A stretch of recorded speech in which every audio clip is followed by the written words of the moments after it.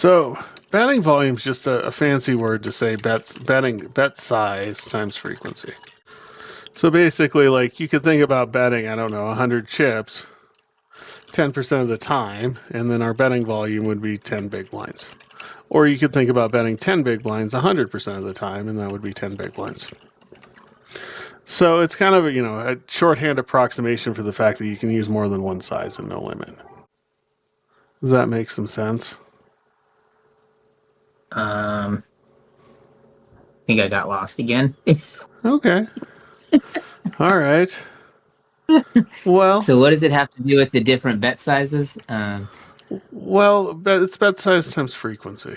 I mean, I definitely understand bet size times frequency gets you this 10 big blind number. I get that. Yeah. So and that's betting volume. So betting volume is just those two numbers. Basically, is a commentary about how much money on average you're putting into the pot. So if I bet 10 big blinds 100% of the time, I'm going to, on average, put the same amount of money in. So if I bet 100 big blinds a 10th of the time. I follow. Okay. So it's kind of a handy way to think about how much money goes in a situation. Just on average. On average, yeah. And so kind of like, the example that pops up, reasonably frequently in like GTO poker is like mix calling one pair on the river. Like if you always call top pair on the river to a jam, then you put in on average 100 big blinds with top pair. Okay? But if you call top pair 10% of the time on the river, then you put in a lot less than 100 big blinds on average with top pair. And wouldn't that mean that wouldn't be just the last bet? Why would it be 100 big blinds? Well, I'm just adding up all the streets, right? I mean, we could go with the last bet though. We could say it was 80 big blinds, and then here it would be 8 big blinds if we called it 10%. Assuming we call 100% flop and turn, and then we get to the river. Yeah, and then we always call the jam on the river. And then here, if you call top pair 10% of the time on the river, then you'd only lose 8 big blinds on average. That would be the betting volume with that hand, or the calling volume. Mm-hmm. Okay. Okay. So there's a theorem in GTO, and truthfully, the theorem's more useful than it seems. But basically, the theorem says that basically the betting volume across all lines has to be the same. So why is this? Well, that's because it's a fucking zero-sum game and everybody's playing perfectly. It's actually a really practical reason. If I had a nut hand... Because if it isn't, then you're exploitable. Yeah, well, okay, so just hear me out here. If I had a nut hand, and I knew that on X line, you put in more money than all the other lines, then I would move all my nut hands into that line. Because then I just make more money with the nuts. So for some reason, kind of the stupid, the kind of the stupid example here is if for some reason you faced a player who, if he checks twice, always went all in on the river, you would slow play all your nut hands to the river. Because you just always make a stack from them because you just always move all in. It's kind of cool, right? And I think you can think of probably some recreational players who have done stuff like this. Where, if you get them on a certain node, they just always go all in on that node. Okay. Not necessarily all in, but just do something crazy. Yeah, do something really wild, right? Big bet. Big bet. You're going to make a bunch of money here if you can kind of catch them off kilter and put them on the node. So, okay. So from a theoretical perspective, if all my nut hands are played in X fashion, then my opponent should put in more money on every line except X. because he knows that all my nut hands are played on this fashion, right? So my opponent should start to put in a lot more money on every other line in the game. And so, because they'll get more folds and they'll make more money off your mediocre value hands. Yeah, basically the way to think about this is that the second best hands increase in strength, increase in value on all the other nodes. And so what happens is your opponent, now bets bigger with the second best hands because he knows you don't have the nuts. Okay. So kind of like poker circa 2006, like actually a lot of my money was won basically by trying to figure out which lines would get the most amount of money in if I had the nut hands. And so I'd spend a bunch of time trying to figure out which line the guy paid off more money than other lines. And you can imagine this changing over time. Like if you see the guy has the nuts on this line, you decide that, that's the line he has the nuts. And so you're willing to pay off more money on a different line.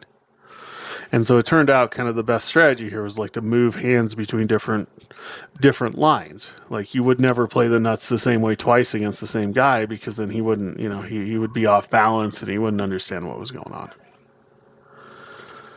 Well, you can imagine a GTO sim that basically does this. Well, over time, it turns out that the stable equilibrium is that all the betting volume has to be the same across all lines. Because that way you can't move your strategy into a higher value situation anymore. I can't slow play the nuts and make more money. I can't fast play the nuts and make more money. I have to make the same amount of money with the nuts no matter which lines they get put on. And so this is a really strong theory in GTO, which basically says your betting volume across all lines have to be the same.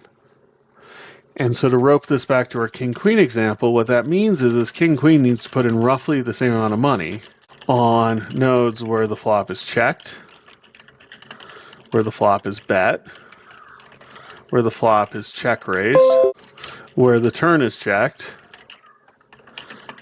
where the turn is bet, where the turn is check raised. Because if one of those lines, king-queen, puts in more money than the other ones, then it's very likely that you should move your nut hands into it and make more money from king-queen. Yeah, this is wild. So, but the betting volume can be... It doesn't mean that... Oh, man. God. I mean, I get this sort of conceptually for sure. I'm just thinking, like, when you get to these different lines and stuff, king-queen's going to be putting in all sorts of different bet sizes.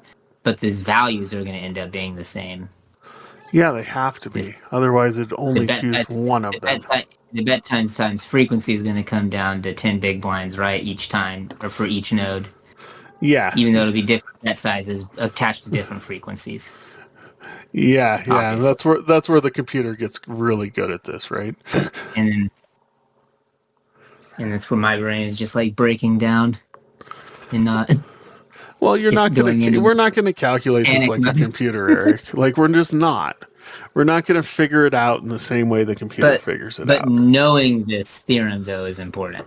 Yeah, because, I mean, what I would argue is that you don't really want to put in a ton more money with king-queen on one line than another line. Without, real justification.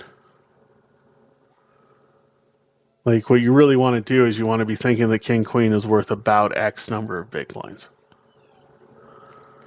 And you're not trying to put in a ton more betting volume on one line than another line without some real read about how your opponent plays.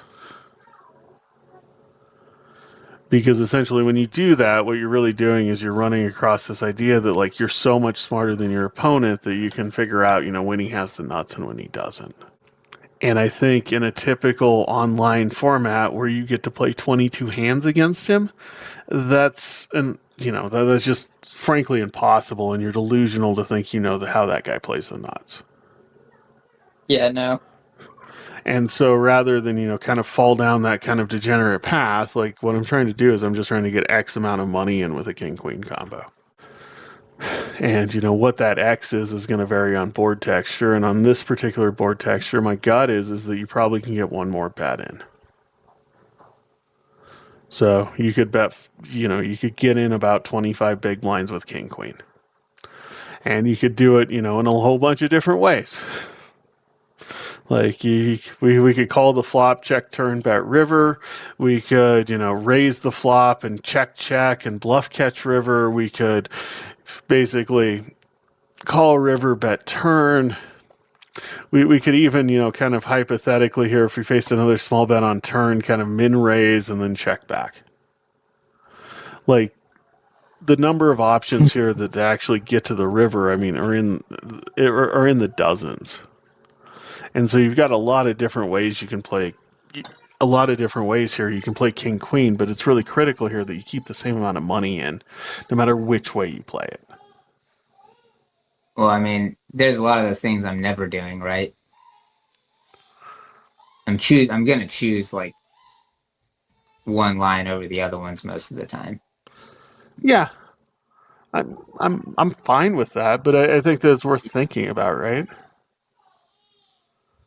Because with this idea, like it allows you kind of to play with how you play with king queen without really making major mistakes.